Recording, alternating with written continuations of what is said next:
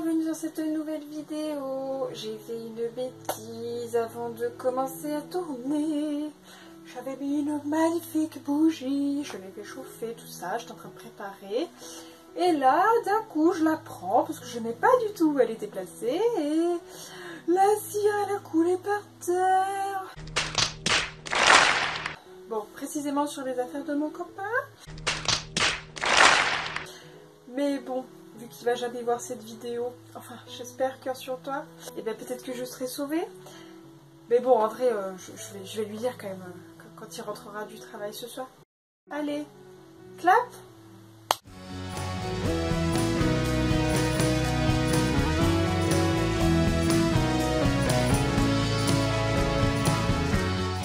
Bon, plus sérieusement, bonjour et puis bienvenue dans cette nouvelle vidéo avec un sujet, attention, très sérieux, je rigole pas avec ça, on va parler de harcèlement, de handicap et de harcèlement. Bon, on va surtout parler de manga. Je vous présente A Silent Voice. Voilà, j'espère que vous le connaissez, parce que si vous le connaissez pas, il faut le connaître maintenant et il faut le regarder. Je dis regarder parce que j'avais vu beaucoup de communication autour de son animé, donc c'est le dessin animé, enfin l'animé quoi, japonais, de A Silent Voice, et c'est ce qui m'avait fait m'intéresser au manga avant de voir l'animé. Alors l'histoire c'est Shoko Nishimiya, qui est une jeune fille. Là, actuellement dans ce tome-là, ils sont en CM2, et elle est sourde de naissance. Elle a quand même des appareils qui lui permettent d'entendre, en fait, autour d'elle, des sons, des perceptions, voilà. Mais elle en reste pas moins sourde, et par exemple, truc trop mignon et à la fois triste, on peut le voir comme ça aussi, elle a un cahier sur lequel elle annote les phrases pour communiquer avec ses camarades. Et donc elle arrive dans cette école avec cette nouvelle école, puisqu'elle a déjà déménagé plusieurs fois. Et nous avons le personnage principal de ce manga qui est Ishida, enfin Shoya Ishida, mais moi je l'appelle Ishida parce que j'aime bien Ishida. Donc voilà, nous avons Ishida qui est le pire enfant sur Terre, puisqu'il va se mettre à harceler Shoko. Voilà, du fait qu'elle est différente, du fait qu'elle attire l'attention, et ben c'est parti, il harcèle Shoko. Ça va de la simple boulette lancée dans le dos à des insultes, il va même allier d'autres copains avec lui pour que Shoko soit encore plus harcelée. Et voilà, on va arriver à un stade vraiment très horrible, je trouve, qui va être le moment où il va carrément lui arracher ses appareils auditifs. Faut quand même se dire que les appareils ils sont reliés quoi, et au moment où il lui enlève, il y a du sang, enfin elle souffre quoi, c'est vraiment douloureux. Et là, là c'est à ce moment-là que Ishida il a dépassé les bornes. On est passé d'un simple harcèlement à quelque chose d'horrible, de physique. Oh non mais les voisins, arrêtez! Oh là là, ben, je sais pas si vous l'entendez, j'espère que vous l'entendez pas, mais c'est une catastrophe, hein. Ils font des travaux là, c'est reparti, bamboula, je peux pas parler! Enfin bon bref, donc, je sais plus ce que je disais.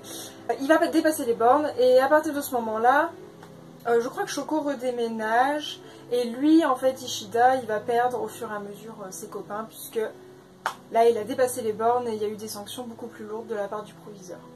Voilà, donc ça c'est le tome 1, il est très fort en émotion, très juste. Les dessins sont super choupis. C'est un trait de crayon qui est très fin et à la fois opaque, vous voyez. Voilà. Donc ça c'est le tome 1. Et moi je voulais vous parler un peu de la série de manière générale. Puisque là nous avons 7 tomes. Et ces 7 tomes, bah voilà, ça se lit très vite. C'est que 7 tomes, on est d'accord, parce que très souvent les mangas on peut partir sur des séries jusqu'à 60 tomes. Là on est sur 7 tomes.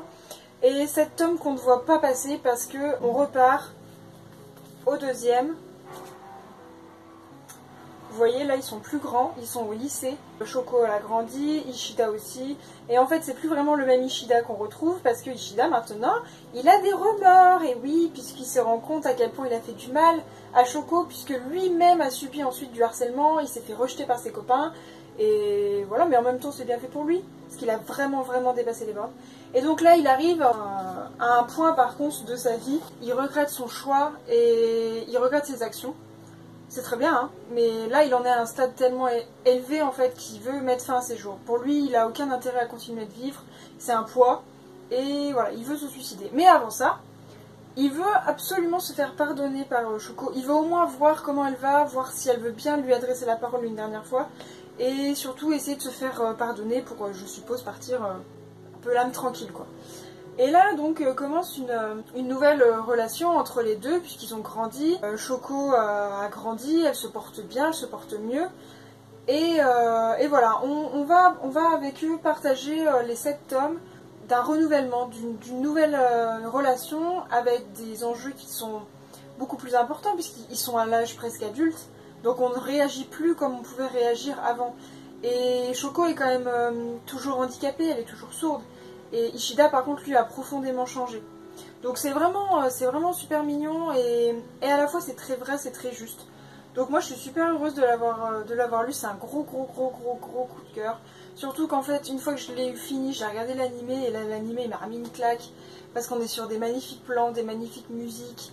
On retrouve la sensibilité qu'on a à l'intérieur via des images, quoi. On a 2 heures où on est à fond dedans et c'est vraiment superbe. Donc si vous aimez pas lire les mangas par exemple, ce que je peux comprendre, regardez au moins l'animé parce qu'en plus la thématique elle est super importante. On parle à la fois de harcèlement et de handicap. On parle aussi de l'impact que ont nos gestes ou nos non-gestes entre guillemets, c'est-à-dire qu'à un moment, ce qui est super intéressant, dans je sais plus quel tome, et ben il y a des amis à Ishida à l'époque qui harcelaient aussi Shoko à leur manière. C'est-à-dire qu'au lieu d'aider Shoko et de la défendre et de dire à Ishida arrête, tu dépasses les bornes, et ben elle laissait faire, quoi. Et donc c'est une forme aussi de participation, quoi. Elles sont complices. Et c'est là où au fur et à mesure on s'en rend compte, elles s'envolent aussi. Donc franchement c'est un super bon manga qui peut aussi être vraiment intéressant à aborder avec, je sais pas, des élèves ou des enfants. Parce que là on est sur une thématique du harcèlement. Et le harcèlement, il est vrai, il est cru, il est là, en fait. Et il faut pas faire genre, bah non, on le voit pas, c'est trop choupi, il y a la relation, tout ça. Non. Il a vraiment été là, il a vraiment été dur. Et je pense que pour quelqu'un qui souffre de harcèlement, ça peut être bien de lui montrer aussi que Shoko, ne parlant pas de son harcèlement chez elle, parce que ne voulant pas être un poids supplémentaire à cause de son handicap qui est déjà présent, et ben elle a fait aussi du mal autour d'elle, dans sa famille qui s'inquiétait, sa petite sœur je crois, qui se morfondait à la voir se détruire en se renfermant. Voilà, donc ça peut être bien aussi un petit moment autour de ce manga pour pouvoir justement aborder les questions du harcèlement, de la phobie scolaire, aussi voilà, de tout ce qui est ressenti personnel. Et moi je trouve que le comportement d'Ishida dans le premier tome est complètement abject. Et ça permet aussi de parler à des enfants qui eux-mêmes harcèlent des autres enfants. Soit parce que pareil handicap, ou soit juste parce que différence. Là vous voyez Ishida, il est méchant avec Shoko simplement parce que Shoko, elle attire l'attention plus que lui. Vous voyez, c'est un petit délire d'enfant, mais ça a des répercussions tellement fortes que adolescent, même presque adulte, il peut pas vivre avec les souvenirs là. Donc franchement je trouve que c'est super intéressant, superment bien abordé, et ça se lit super vite, voilà. Il y a 7 tomes, ça se trouve d'occasion facilement.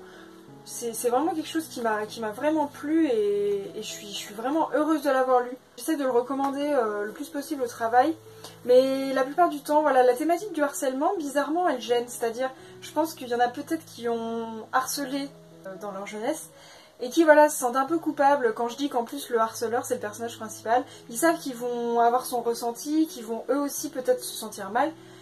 Mais en même temps, c'est ça la vie, hein. C'est ça, on peut pas juste fermer les yeux et dire oh, bah la vie elle est belle, tout est beau quoi. Dans la vie il y a du harcèlement, à tous les jours des façons de vivre qu'on peut changer, qu'on peut améliorer quoi. Enfin, moi si j'avais vraiment un coup de cœur manga à donner à des élèves ou à des enfants, je dis des élèves mais n'importe quoi, à des enfants qui n'aiment pas trop lire le manga et qui pourtant ont envie d'une histoire qui prend et qui parle de thématiques actuelles, et ben celui-là il est très bien. Après, le petit bémol, mais moi je le vois pas comme un bémol, mais on pourrait me le dire, c'est que là, on n'a pas toute la thématique des réseaux sociaux qui aurait pu aggraver encore le cas du harcèlement, puisque de nos jours, voilà, il est super simple d'harceler quelqu'un, soit on le stalk sur les réseaux sociaux, soit on prend des photos de lui à son insu puis on les poste. C'est vraiment quelque chose qui se fait. Là, il n'y a pas toute cette facette, et j'ai envie de dire encore heureux, parce que la pauvre Shoko, je sais pas comment elle aurait pu faire pour survivre avec en plus du harcèlement numérique.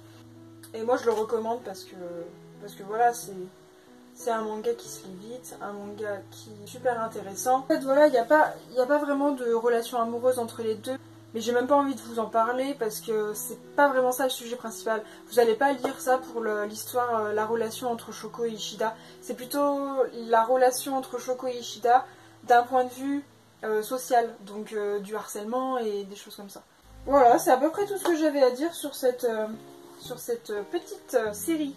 Gros coup de cœur, A Silent Voice. Si jamais vous avez apprécié ce petit coup de cœur, si jamais vous aussi vous aimez trop les mangas, parce que moi j'aime les mangas, il faut que je me retienne d'en acheter. Mais ça j'ai pas pu, j'ai craqué, je les ai tous commandés d'un coup je crois, enfin bon bref. Voilà, j'étais trop contente de les recevoir. Donc si vous aussi vous aimez trop les mangas, si vous avez aussi des coups de cœur dans le même genre, qui sont sur des thématiques de harcèlement ou de faits de société marquants, que ce soit un manga ou un autre roman, bah, vous pouvez me le dire en commentaire. N'hésitez pas à vous abonner et à partager la vidéo si ça peut m'aider, ce serait super. Puis voilà, moi je vous dis à bientôt dans une prochaine vidéo. Et bye bye!